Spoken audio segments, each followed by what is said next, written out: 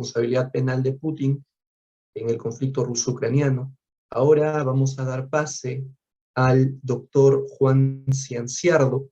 Él es abogado por la Universidad Católica Argentina y doctor en Derecho por la Universidad de Navarra. En la actualidad es profesor de Filosofía del Derecho, vicedecano de posgrado e innovación educativa de la Facultad de Derecho y director del Máster en Derechos Humanos de la Universidad de Navarra.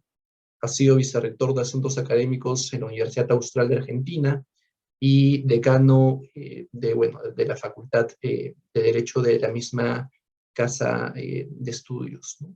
En esta oportunidad, el doctor Cianciardo nos va a hablar sobre los derechos económicos, sociales, culturales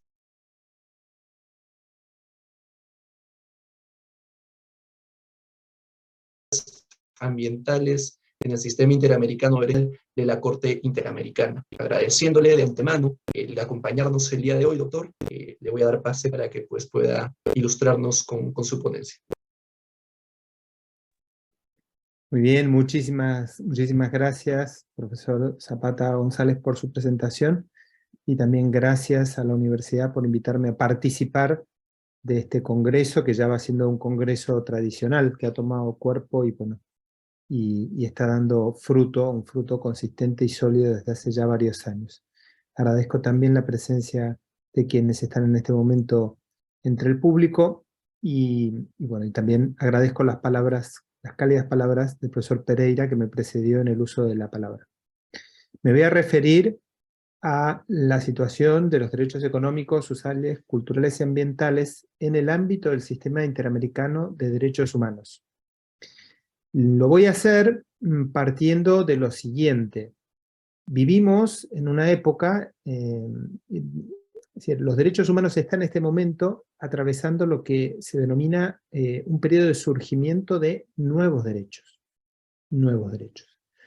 Derechos que hasta ahora no habían sido reconocidos como tales, pasan a ser reconocidos como derechos y generan perplejidad, ¿no? Genera perplejidad su condición de derechos, generan también dudas acerca de qué son los derechos, cómo se fundamentan y también cómo protegerlos, ¿no? Dentro del elenco de los nuevos derechos aparecen derechos que en realidad son viejos, pero a cuyo favor se reclaman nuevas especificaciones o determinaciones. Es decir, dentro de este movimiento de derechos nuevos, aparece también como propuesta un nuevo modo de considerar los derechos ya reconocidos. Y este es el caso en nuestro entorno, me refiero al entorno latinoamericano, de los derechos económicos, sociales y culturales. Lo que desde hace algún tiempo se ha venido pidiendo respecto de ellos es que se acepte su justiciabilidad directa. Es decir, que se acepte que puedan ser, que su cumplimiento, o mejor dicho, que su vigencia histórica pueda ser reclamada frente a un tribunal de manera directa. Esa demanda, que es una demanda general, no es solo latinoamericana, sí es verdad que en nuestro subcontinente ha sido particularmente intensa. Probablemente, pienso yo, como consecuencia de los graves desequilibrios económicos y sociales que nos afectan, que afectan a los países que componen Latinoamérica, tal como reflejan los sucesivos informes de la CEPAL, ¿no? Somos el continente más desigual del mundo, convive en el mismo espacio territorial, conviven riquezas considerables junto con pobrezas extremas y muy lacerantes y lamentables. Entonces yo en mi exposición me voy a limitar a 3 cosas nada más, ¿no? A explicar en qué consistió el cambio al que me vengo refiriendo, es decir, qué ha cambiado en el sistema interamericano con relación a los derechos económicos, sociales y culturales, qué ha cambiado y cómo se produjo el cambio. Y en segundo lugar, procuraré dar algunas ideas para analizar el nuevo rumbo que emprendió la Corte Interamericana de Derechos Humanos. Entonces, ese nuevo rumbo lo voy a analizar en primer lugar a través de una distinción entre lo que es el título, el fundamento y la medida de un derecho. Y en segundo lugar, ese análisis lo voy a intentar emprender poniendo sobre la mesa una necesidad. La necesidad de tomar en cuenta, de cara a evaluar este cambio, y en alguna medida a contenerlo, a orientarlo, poner sobre la mesa y tomar en consideración 3 principios interpretativos. El principio del mínimo vital, el de reserva de lo posible, y el principio de apreciación nacional o margen nacional de apreciación. Entonces, emplearé, repito, o intentaré en primer lugar una descripción. En segundo lugar, me referiré a una distinción que creo que permite, digamos, coopera a un mejor entendimiento de lo que describiré. Y en tercer lugar, la exposición de 3 principios interpretativos que pueden iluminar el funcionamiento de la nueva situación, del nuevo rumbo que ha emprendido la Corte Interamericana. En definitiva, tanto con lo primero como con lo segundo y lo tercero, lo que intentaré es brindar algunas precisiones que eviten que el nuevo rumbo emprendido por la jurisprudencia conduzca a una crisis en el sistema interamericano de derechos humanos. Comienzo entonces con el primer punto. El primer punto podría yo titularlo el nuevo rumbo de la jurisprudencia de la Corte Interamericana de Derechos Humanos. Desde 2017 en adelante, la Corte ha ido dictando una serie de sentencias, un número creciente de sentencias, en las cuales realizó una nueva interpretación del artículo 26 de la Convención Americana de Derechos Humanos, y consagró de modo progresivo, aunque vertiginoso, la justiciabilidad directa de esos derechos, de los derechos económicos, sociales, culturales y ambientales. Esto no era así hasta 2017. Hasta 2017 la Corte interpretaba en su sentido más obvio y literal el artículo 26 y no aceptaba la justiciabilidad directa. El cambio ha recibido algunos elogios, ¿no? Impulsados por lo que un poco decía recién.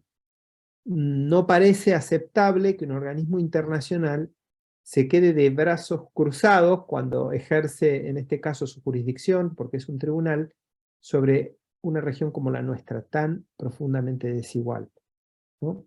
Situados en ese escenario, frente a una situación así, en la que la pobreza y la desigualdad han adquirido con el correr del tiempo dimensiones inaceptables, parece, al menos a primera vista, razonable que los poderes públicos empleen para conjurar esa situación todos los elementos con los que cuentan, incluido, en el caso de la Corte Interamericana, la aceptación de su justiciabilidad directa.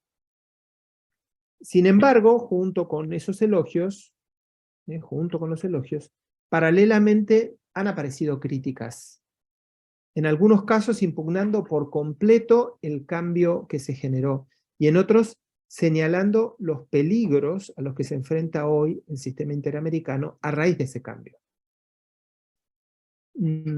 Como es obvio, esto es obvio pero vale la pena tenerlo en cuenta, no hay voces que digan, no hay autores, ¿no?, que sostengan que no deben regir los derechos económicos, sociales, culturales y ambientales. Nadie se opone a eso. Lo que sí ocurre es que hay muchos autores que afirman que para lograr la vigencia plena de esos derechos no debe aceptarse la justiciabilidad directa, que la justiciabilidad directa en definitiva no es un medio conducente a ese fin.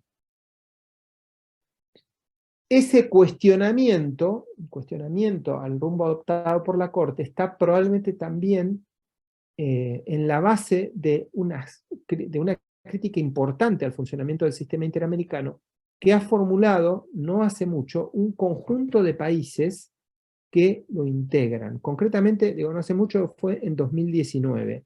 Los países son países, al menos desde el punto de vista poblacional, relevantes.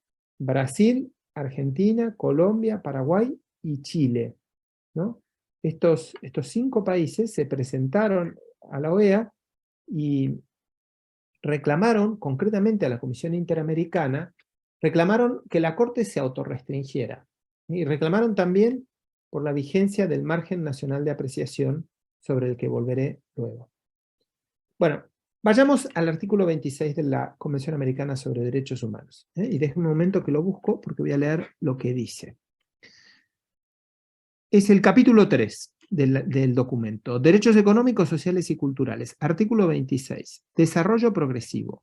Ese es el título. Desarrollo progresivo. Los estados partes se comprometen a adoptar providencias, tanto a nivel interno como mediante la cooperación internacional, especialmente económica y técnica, para lograr, fíjense la palabra, progresivamente la plena efectividad de los derechos que se derivan de las normas económicas, sociales y sobre educación, ciencia y cultura, contenidas en la Carta de la OEA, reformada por el Protocolo de Buenos Aires, y acá viene una salvedad muy importante, en la medida de los recursos disponibles por vía legislativa u otros medios apropiados.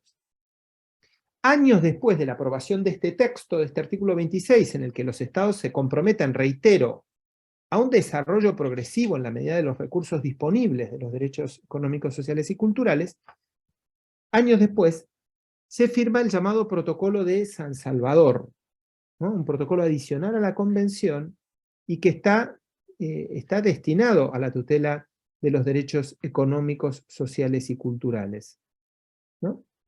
Los estados se comprometen a través de este documento y de otro que saldría después a respetar dos principios que la Corte tomaría luego para ejecutar su cambio.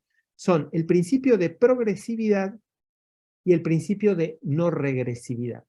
¿Qué significa progresividad? Significa que los estados deben dar pasos firmes en pos de la vigencia efectiva de los DESCA, de los derechos económicos, sociales y culturales. ¿Qué significa no regresividad? Significa que una vez que se dio un paso, que un estado avanzó, no es convencionalmente aceptable que vuelva hacia atrás. Basado en estos dos principios, o basada en estos dos principios, ¿no? La Corte ha avanzado hacia esa justiciabilidad directa. Hacia esa justiciabilidad directa. Lo ha hecho con pasos, insisto, lentos, porque hubo un periodo larguísimo hasta 2017 en el que no se aceptó esa justiciabilidad. La última etapa, que va desde 2017 hasta el 22 de junio pasado, es una etapa en la que se han dictado 23 sentencias y 2 opiniones consultivas en las que sí se sostiene esa justiciabilidad directa. En síntesis, se han ido consolidando con el transcurso del tiempo un cambio muy relevante. Un cambio muy relevante, el de la justiciabilidad directa de los derechos económicos, sociales, culturales y ambientales. Esos cambios relevantes han generado algunas críticas. Yo diría que las críticas más importantes son 3. En primer lugar, el debilitamiento del Estado de Derecho. En segundo lugar, la pérdida de democraticidad del sistema interamericano. Y en tercer lugar, el debilitamiento de los derechos existentes. ¿Por qué estas 3 críticas? ¿Por qué se han dado estas 3 críticas? Para poder entenderlo, yo creo que vale la pena tener en cuenta lo siguiente. El sistema interamericano, al igual que el sistema europeo de derechos humanos, se ha asentado sobre 3 pilares. 3 pilares. Es decir, son sistemas, son constructos que han surgido con vistas a promover 3 cosas. El Estado de Derecho, la democracia y los derechos humanos. Esos 3 pilares tienen que estar relacionados de manera armónica y proporcionada. Si uno de los 2 se desequilibra, los otros 2 padecen también ese desequilibrio.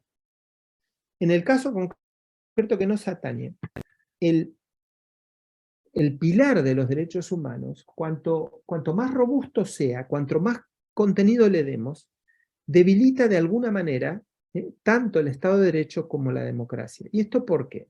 Esto por lo siguiente. Afirmar que una cuestión es una cuestión de derechos humanos equivale a afirmar que el legislador, representante de la soberanía popular, no debe de ninguna manera meterse con esa cuestión. Si una cuestión es de derechos humanos, se transforma en una carta de triunfo de las minorías contra las mayorías, porque los derechos humanos precisamente pretenden decir eso, pretenden afirmar que un tema, por ejemplo, el honor, la intimidad, la vida privada, la libertad de expresión, estos bienes concretamente, estos bienes no pueden ser violados por las mayorías ni por los gobiernos, cualquiera sea el fin que ellos persigan. Es decir, son, lo dice así Dworkin, cartas de triunfos en manos de las minorías. De modo tal que afirmar que una cuestión es de derechos humanos equivale a sacarla del Parlamento. Y por lo tanto, volviendo a la idea inicial, cuanto más robusta sea la noción de derechos humanos, cuanto más ambiciosa sea la noción de derechos humanos, también digamos, como paralelo necesario e inevitable, menos debate habrá en el Parlamento sobre esos temas que eran excluidos del ámbito del Parlamento y sufrirá la democracia en definitiva.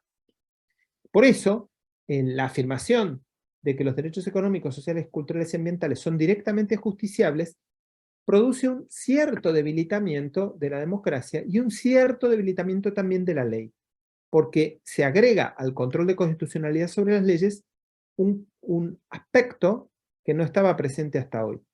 Concretamente, esos derechos económicos, sociales, culturales y ambientales. En tercer lugar, además de debilitarse el Estado de Derecho y de debilitarse la democracia, se debilita la defensa de los derechos, porque cuanto más extensos sean los derechos, menos intensa será su protección.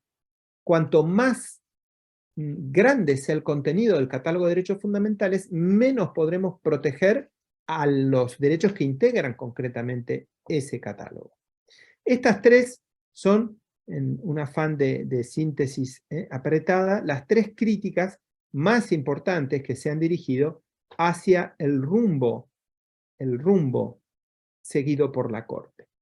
Vayamos entonces a la segunda parte de la exposición. Habiendo descrito el rumbo de la Corte y sus críticas centrales, pasemos en segundo lugar a exponer lo que a mí me parece puede ser un modelo que permita analizar hasta qué punto estos derechos son de verdad derechos constitucionales o fundamentales. La propuesta pasa por lo siguiente. Hay un autor que trabajó muchos años en la Universidad de Navarra, que falleció hace poquito, hace 2 años, Javier Herbada, que proponía distinguir dentro de los derechos entre el título, el fundamento y la medida. Es decir, decía él, todo derecho tiene un título, un fundamento y una medida. El título es lo que me otorga el derecho. El fundamento, lo que me capacita para ser titular. Y la medida, el alcance o delimitación del derecho. Por poner un ejemplo, lo que me otorga el derecho a ir a un cine, a ver una película, es la entrada, el ticket. Sin el ticket no tengo derecho. Yo no puedo acceder a ver la película si no tengo la entrada concretamente. Ese título es, en este caso, incluso físico, un papel. El fundamento es lo que me capacita para ser titular del derecho. En el caso concreto del ejemplo, hay un fundamento próximo y un fundamento remoto. El fundamento próximo es un contrato. Me regalaron la entrada, o la gané en un sorteo, o la compré. Un contrato. Ese es el fundamento próximo, lo que me capacita para ser titular. Y hay un fundamento también remoto, que es la condición de persona, la dignidad humana. Lo que me capacita para ser titular de un derecho, en sentido remoto, es la dignidad humana. Yo no puedo ponerle a mi perro la entrada en el collar y pretender que el perro ingrese a la sala de cine. Tiene el título el perro de alguna manera, pero no tiene capacidad para ser titular y por lo tanto no posee el derecho. Y por último está la medida, que es la delimitación del derecho, el hasta dónde llega. Tratándose del derecho de ver una película de cine, bueno, ¿qué película? ¿En qué horario? ¿En qué butaca? Título, fundamento, medida. En la inmensa mayoría de los derechos, el título, el fundamento y la medida son distintos. Los puedo distinguir con toda claridad. Sin embargo, hay algunos derechos respecto de los cuales el fundamento próximo remoto, opera también como título. Yo no puedo decirle al señor que está custodiando el ingreso de espectadores al cine que me deje ingresar porque soy persona. Lo más probable es que me diga, me saque corriendo, como lógico. Mire, usted no tiene el título, usted no tiene la entrada, me dirá. Usted es persona, pero no tiene el título del derecho y por lo tanto no tiene el derecho. Ahora, si ese señor empezara a gritarme o pretendiera agredirme, yo sí que podría decirle, mire, no me pegue. ¿Y por qué no me pegue? ¿O por qué podría yo decirle que no me pegue? Porque soy persona. Es decir, como soy persona, soy titular del derecho a la integridad física. Un derecho que usted debe reconocer y respetar. Dicho con otras palabras, en el caso de este derecho, el fundamento opera a la vez como título. Esto que ocurre con la integridad física ocurre con todos los derechos humanos. En el caso de todos los derechos humanos, el fundamento es a la vez título. Y esto explica uno de los caracteres centrales de los derechos humanos, su universalidad. Los derechos son universales porque la dignidad humana pertenece a todos los seres humanos, no a algunos derechos, no a algunas personas, sino a todas las personas. De manera tal que, siendo el fundamento, es decir, la dignidad, a la vez título, todo ser humano es titular de derechos. Vistas las cosas desde esta perspectiva, podremos caer entonces en la cuenta de que los derechos que en general aparecen dentro del catálogo de los derechos económicos, sociales y culturales, son derechos que tienen, por decirlo de alguna manera, una doble faz. Pensemos, por ejemplo, en el derecho a la vivienda. El derecho a la vivienda es un derecho de segunda generación. Ahora, el derecho a la vivienda, ¿en qué sentido podría ser considerado un derecho humano? En un sentido muy concreto y muy restringido. El derecho a la vivienda no puede jamás consistir, en cuanto derecho humano, en el derecho a tener la propiedad de una determinada vivienda. ¿Por qué no? Y porque la propiedad de una determinada vivienda tiene un título perfectamente segmentable del fundamento del derecho. Es una escritura pública que es a la vez testimonio de lo que obra en un registro público, el registro público de la propiedad inmueble. Ese testimonio es el título del derecho de propiedad sobre un inmueble concreto. Si yo no tengo la escritura, no tengo el derecho. Ocurre lo mismo que con la entrada al cine. No hay derecho a esa casa en concreto. Yo no puedo exigir la propiedad de una casa en concreto basado en mi condición de persona. Es segmentable la condición de persona del título que otorga el derecho a la propiedad concreta de un inmueble concreto. Siendo esto así, ¿hay espacio para que yo pueda afirmar que el derecho a la vivienda es un derecho humano? La respuesta es que sí. Y la respuesta es sí porque es verdad que no puedo pretender por mi condición de persona la propiedad concreta de determinado bien inmueble, pero sí es verdad, pero también es verdad que sí puedo pretender no morirme de frío en invierno, no morirme de calor en verano, es decir, tener un lugar en el que alojarme, que la sociedad en su conjunto coopere conmigo y que la autoridad coordine de manera tal que esto sea posible para que yo no me muera de frío en invierno. Puedo reclamar a la autoridad un lugar en el que pasar la noche para no morirme de frío en invierno. Y el título de ese reclamo es mi condición de persona, es decir, con ese contenido restringido y limitado, el derecho a la vivienda sí que es un derecho humano, porque su título es la mera condición de ser humano, la dignidad humana. Otro tanto puede afirmarse respecto del derecho a la propiedad de algunos bienes, es decir, la propiedad de lo que es necesario para subsistir, la propiedad de los alimentos que indispensablemente necesito para no morir de hambre. Esa propiedad es reclamable con un título que equivale al fundamento. La mera condición de persona hace de un ser humano titular del derecho a aquellos bienes que son indispensables para que su vida pueda ser considerada una vida digna, una vida humanamente digna. Entonces, recapitulando, un primer criterio para evaluar un nuevo paso dado por la Corte Interamericana consiste, o podría consistir, en caer en la cuenta de que en el caso de los derechos económicos, sociales, culturales y ambientales, la condición de derecho humano de los derechos que componen el catálogo de esos derechos concretos depende de que la titularidad del derecho que se reclama coincida con el fundamento y no sea segmentable o separable del fundamento. Si fuera segmentable o separable del fundamento, en esa misma medida, el derecho en cuestión dejaría de ser con propiedad un derecho humano y pasaría a ser un derecho con un título positivo, no con un título natural.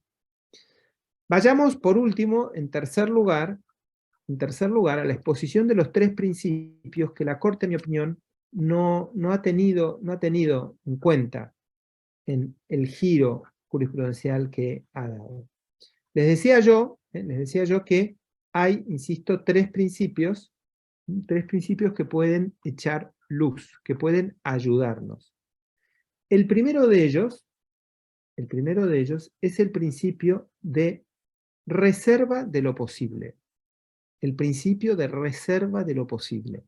Es un principio que ha sido desarrollado por la jurisprudencia brasileña, de manera muy relevante. De acuerdo con este principio, según este principio, los estados, con vistas al desarrollo de los derechos económicos, sociales y culturales, están obligados solo en la medida de sus posibilidades.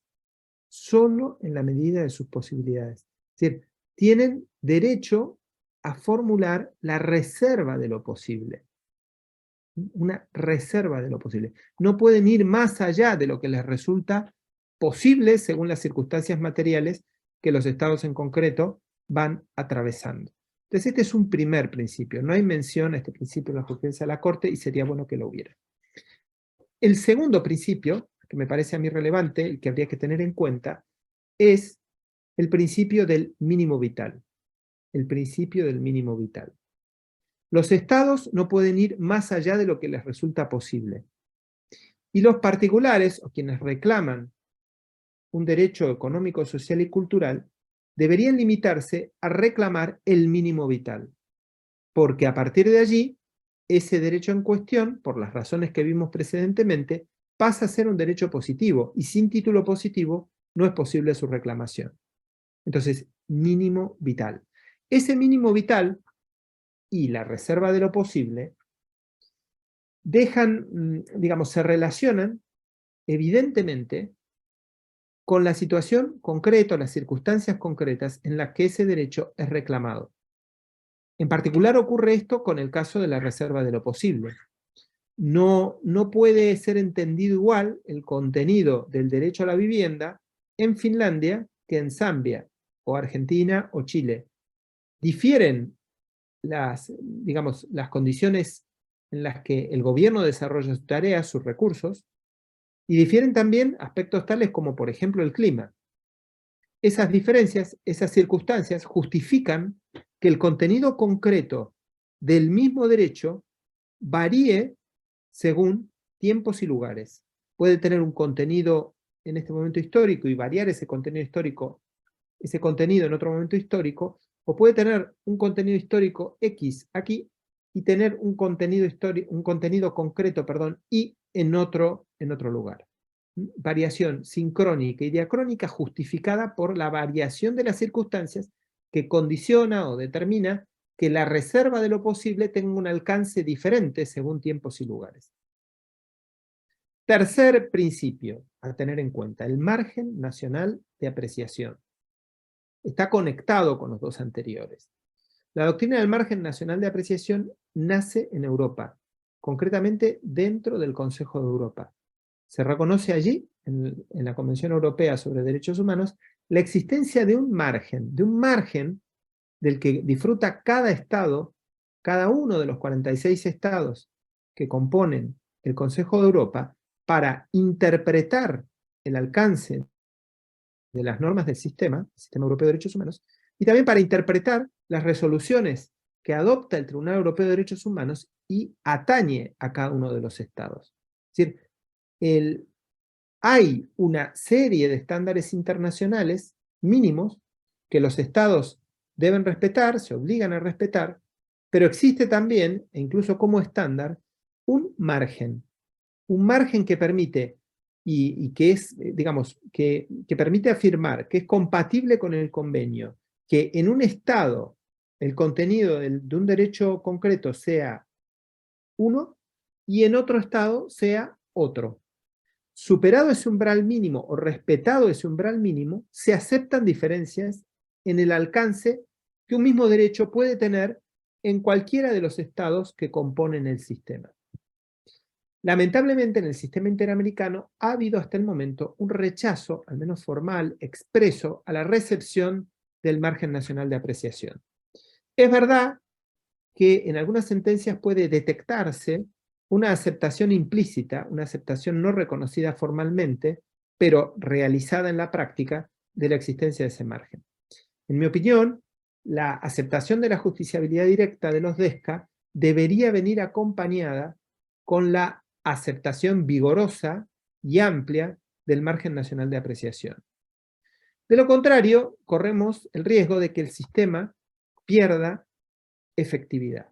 Y esto porque dejar que la Corte se meta en los presupuestos de cada uno de los estados que integran el sistema y lo haga además con una interpretación bastante forzada del artículo 26, acabará quitándole, restándole autoridad al sistema en su conjunto. Y acabará, pienso yo, generando o haciendo realidad esas críticas que yo mencioné hace un momento: debilitamiento de la democracia, debilitamiento del Estado de Derecho y finalmente debilitamiento de los propios derechos constitucionales. En definitiva, y llegados a este punto, hemos, en primer lugar, descrito el giro que dio la Corte Interamericana. En segundo lugar, descrito criterios que nos permiten identificar derechos constitucionales y bueno, identificar el contenido posible de los derechos económicos, sociales, culturales y ambientales. Y en tercer lugar, hemos expuesto 3 principios que creemos pueden orientar la evolución futura que tenga esta recepción de la justiciabilidad directa de los derechos económicos, sociales y culturales, con vistas a evitar que el sistema interamericano, que tantos beneficios ha producido desde su entrada en funcionamiento hasta hoy, se debilite y acabe, en el fondo, frustrando el logro de los fines que inspiró su puesta en marcha. Bueno, llegados a este punto, solo me resta darles las gracias por su atención.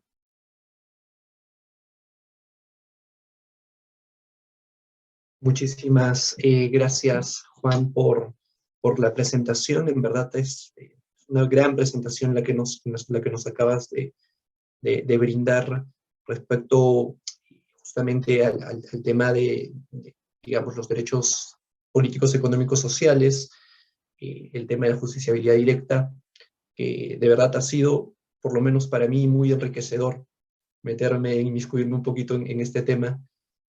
Hay algunas preguntas, pero yo me quiero tomar el atrevimiento de tal vez iniciar siendo yo el que te brinda la primera pregunta, ¿no?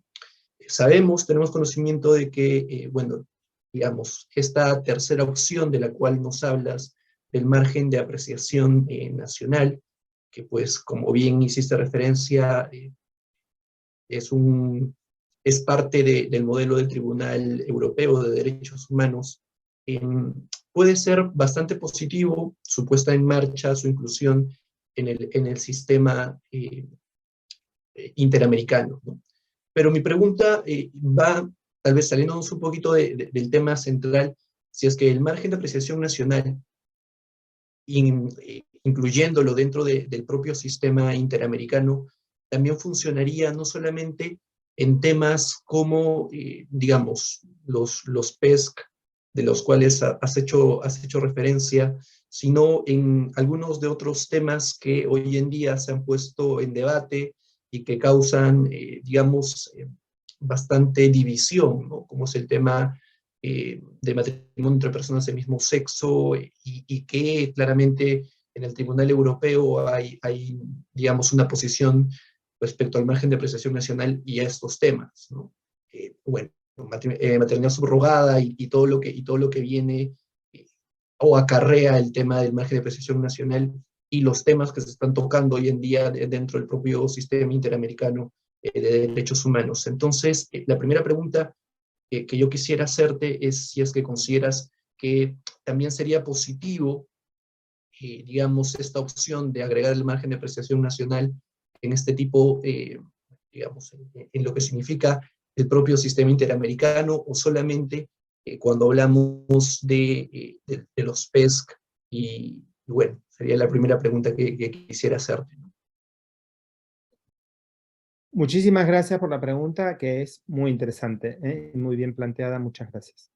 Entonces, yo voy a responderla en dos partes. Primero, en primer lugar, en mi opinión, sería deseable una recepción vigorosa del margen nacional de apreciación y una recepción que abarcara tanto a los derechos de primera generación como a los derechos de segunda generación. Y esto, esa recepción vigorosa, debería venir acompañada por una mayor finura por parte de la Corte a la hora de definir estándares internacionales. Porque lo cierto es que la Corte Interamericana, en materia de matrimonios entre personas del mismo sexo y en otras materias también, ha hecho o ha construido estándares internacionales donde no los hay. El estándar internacional implica una aceptación generalizada de una norma, de un principio en materia de derechos humanos. Cuando ese principio no está lo suficientemente extendido, no puede hablarse de estándar internacional. Por ir nuevamente a este mismo ejemplo, que es un ejemplo muy polémico, el de matrimonio entre personas del mismo sexo, en el caso europeo, el Tribunal Europeo dijo que no hay estándar internacional, y que por lo tanto forma parte del margen nacional de apreciación la decisión de un Estado en torno a qué hacer con las uniones entre personas del mismo sexo. Hacerlas, o digamos, reconocerlas como matrimonio, reconocerlas como unión civil, o reconocerlas como una sociedad. Es decir, forma parte del margen nacional de apreciación de cada Estado, y los Estados cumplen con el convenio europeo adoptando cualquiera de estas alternativas. ¿Por qué? Porque no hay un estándar internacional en la materia. Entonces la Corte, repito, por un lado niega el margen y después construye estándares con criterios bastante dudosos. Entonces yo creo que respecto de la primera generación valdría la pena también la recepción del margen nacional de apreciación. Entonces, esto como expresión de lo que a mí me parecería deseable.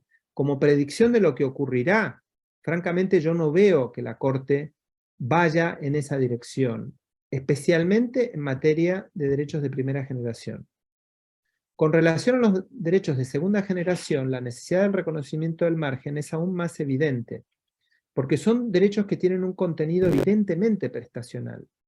En el caso de los derechos de primera generación, el contenido es preponderantemente negativo o de abstención. Entonces, de alguna manera es fácil para el Estado cumplir con lo que esencialmente determinan. Alcanza con que no maten, no violen la intimidad, el honor, etc. Esto tiene un costo, es decir, tiene un contenido prestacional paralelo, pero es un costo menor. En el caso de los DESCA, en cambio, estamos frente a derechos que tienen un contenido prestacional muy robusto. Son esencialmente prestacionales. Hay que construir hospitales, construir escuelas, construir viviendas. Entonces, que la Corte Interamericana decida la política de viviendas de Perú es una cosa que no es del todo razonable pensar que ocurrirá.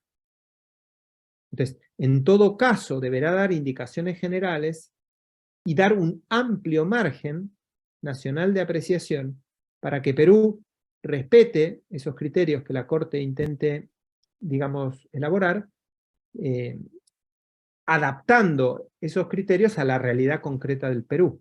Entonces yo creo, insisto, y acá lo que hago es un juicio más de predicción que un juicio acerca de lo que a mí me parecería deseable, creo que resultará inevitable que respecto de estos derechos de segunda generación se abra paso de manera expresa o implícita y solapada el reconocimiento del margen.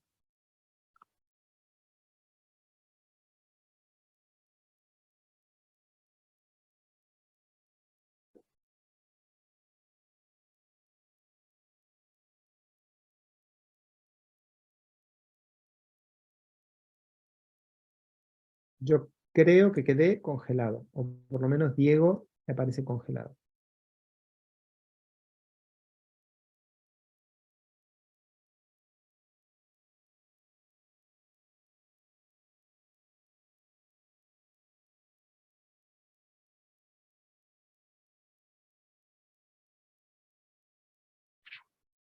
No sé si están ahí. Diego, Mario.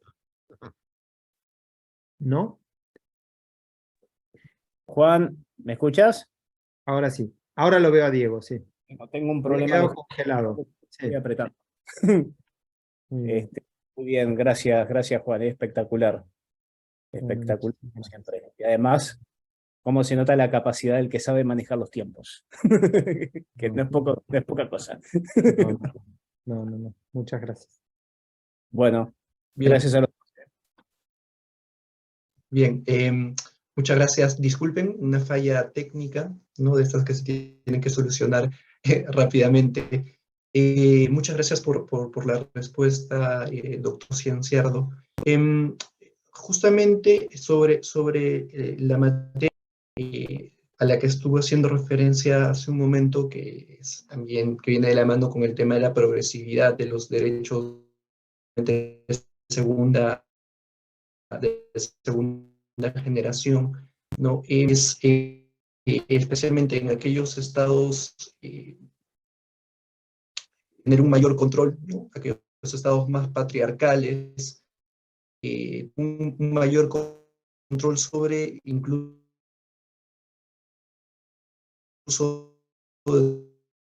derechos de, nos puede comentar respecto a este tema, y es el hecho de que llega un momento en el que, digamos, los propios presupuestos de los estados no tienen la capacidad para poder mantener estos derechos que ya han sido ganados de manera progresiva, ¿no? Y vienen problemas económicos, crisis internacionales, que al fin y al cabo terminan ocasionando problemas para poder seguir manteniendo estos derechos que han sido ganados de manera que y ya lo estuve expresando, quisiéramos que tal vez hagan hincapié en este tema, en lo robusto que se puede volver digamos, la prestación de servicios y estos derechos de segunda generación, significa o puede significar un problema también para el propio Estado, también el hecho de que, digamos, la Corte Interamericana termina dictando eh, bajo este nuevo sistema, termina dictando es que se tiene que brindar o prestar cada servicio, ¿no? Más allá de eso, ¿usted cree que si podría ser un problema para el propio Estado el hecho de cada vez robustecer más o volverse más amplio en cuanto a los servicios y los derechos que brinda? No sé si me deja entender. Perfectamente, y coincido con la observación.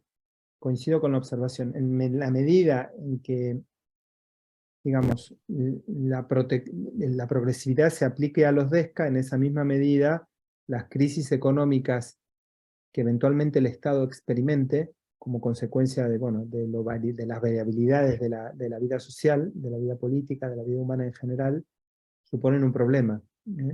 Yo creo que ahí aparece la reserva de lo posible, ¿no? Aparece la reserva de lo posible como condición. También me parece a mí que en la gestión del bien común, en el caso de que la crisis sea muy grave, el constitucionalismo ha elaborado una doctrina que es la de la emergencia y la urgencia, que tiene reflejo en los textos constitucionales y una jurisprudencia también muy rica, que permite matizar lo que el principio de progresividad ordena, ¿no? Hemos tenido de esto una experiencia muy reciente con el COVID. El COVID, de alguna manera, digamos, una situación de emergencia y de urgencia para, en este caso, la salud pública, en otros casos podría ser la seguridad pública, en el caso de Ucrania, por ejemplo. ¿Qué progresividad puede vivir en este momento el Estado ucraniano que se está defendiendo de un ataque, ¿no?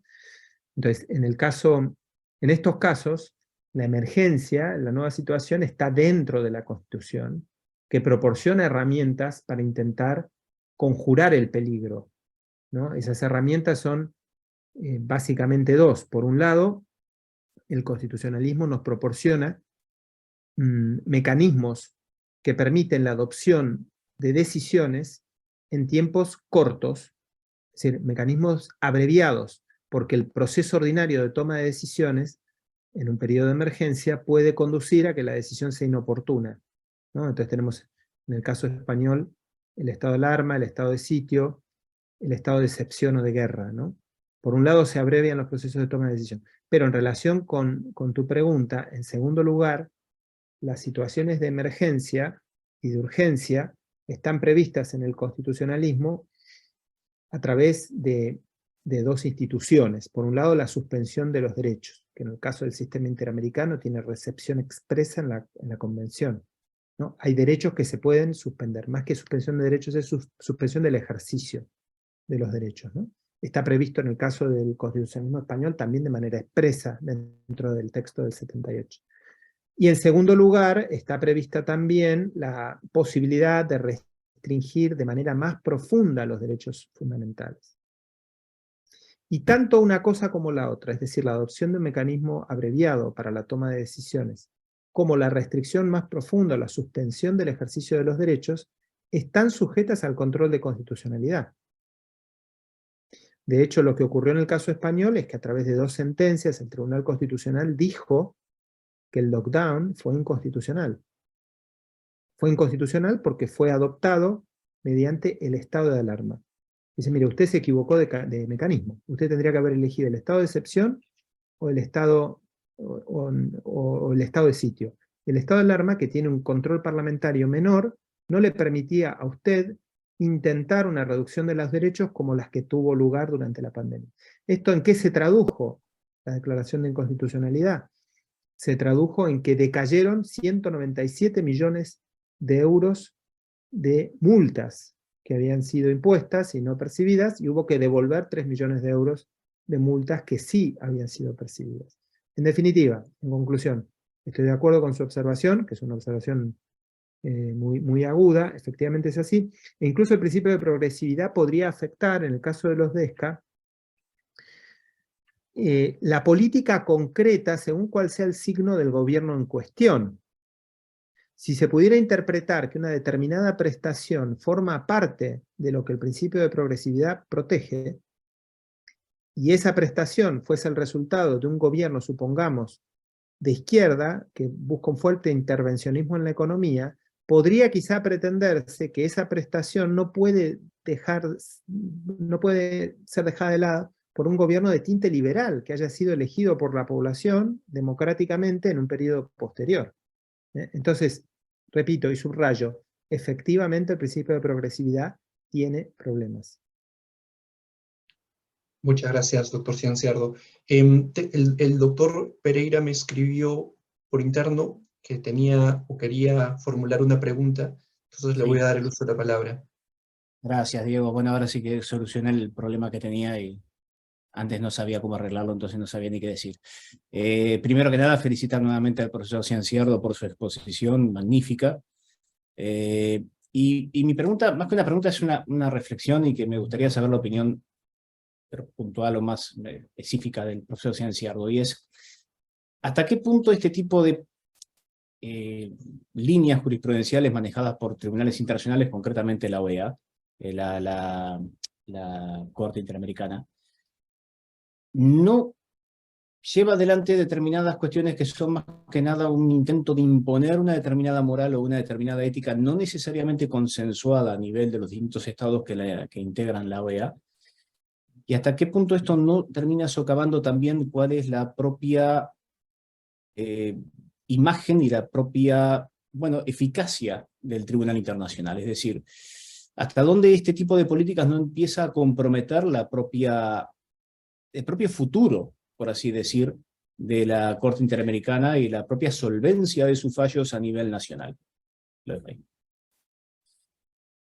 Muy bien, coincido con la crítica que está implícita en el comentario, ¿no? Es un riesgo que el sistema está corriendo. Es un riesgo y bueno, la crítica está bastante difundida y generalizada. Este documento al que yo hacía mención, que es de 2019, fue suscripto en un momento en el que la región tenía gobiernos de un signo político distinto al actual. Entonces yo creo que hoy, bueno, estoy seguro, hoy no suscribiría en ese texto Alberto Fernández, el futuro gobierno de Lula, el gobierno de Petro, el gobierno de Boric, ¿no? Es decir, quienes suscribieron ese documento, esos 5 países han cambiado sus gobiernos y el viento es distinto, ¿no? Entonces también que esta crítica a la Corte conduzca, por ejemplo, a una denuncia de su jurisdicción o a un planteamiento más formal de reforma dependerá de la evolución política, ¿no? En este momento, con los gobiernos que existen en Latinoamérica, pasará, yo creo, desapercibida. Es una crítica sobre todo doctrinal, pero no política, ¿no? Pero bueno, no sabemos. Esto cambiará seguramente. También es verdad que influirá la composición de la Corte, ¿no? Hemos tenido una renovación reciente de la Corte. Era un interrogante el de saber si se iba a mantener la justiciabilidad directa de los DESCA, porque se mantiene un juez colombiano que se opuso frontalmente a ella. Se mantiene, sin embargo, también, todavía les queda poco tiempo, yo creo que un par de años, el juez mexicano, que fue el que impulsó la reforma, que es el juez Eduardo Ferrer. Y bueno, quedaba, y la mayoría había sido siempre ajustada, entonces quedaba como duda qué pasaba ahora que se reformaba. Y la verdad que esta sentencia, el 22 de junio pasado, reafirmó el cambio, es decir, los jueces que se incorporaron se mantienen, ¿no? Entonces, esta jurisprudencia yo creo no va a variar, ¿no? Se mantendrá. Habrá que ver cómo evoluciona y hasta qué punto los jueces se animan a meterse de verdad con el presupuesto en asuntos bien importantes, ¿no? Hasta ahora no han sido asuntos estructurales, ¿no? No han pedido que se limpie el riachuelo completo desde la Corte Interamericana, sino que se resuelvan cuestiones de indemnización de un trabajador, cuestiones más pequeñas, ¿no? Entonces, bueno, queda todavía un camino por recorrer y bueno, que esta amenaza de colapso del sistema se concrete depende de 1000 factores, de la propia Corte y su evolución, y también, ¿no?, de cómo evoluciona la situación política latinoamericana, que en este momento es de incertidumbre, ¿no? Veremos, a ver qué tal. Tenemos elecciones en algunos países próximamente, en Argentina y en México, falta poco, y son por población 2 de los grandes países de la región, ¿no? Bueno, muy bien, muchísimas gracias. Pues muchas gracias al doctor Pereira, muchas gracias de sobremanera al doctor Cianciaro, que pues, nos ha dado una excelente ponencia. Gracias por su participación en este congreso. Creo que por tercer año consecutivo nos acompaña el doctor Cianciaro.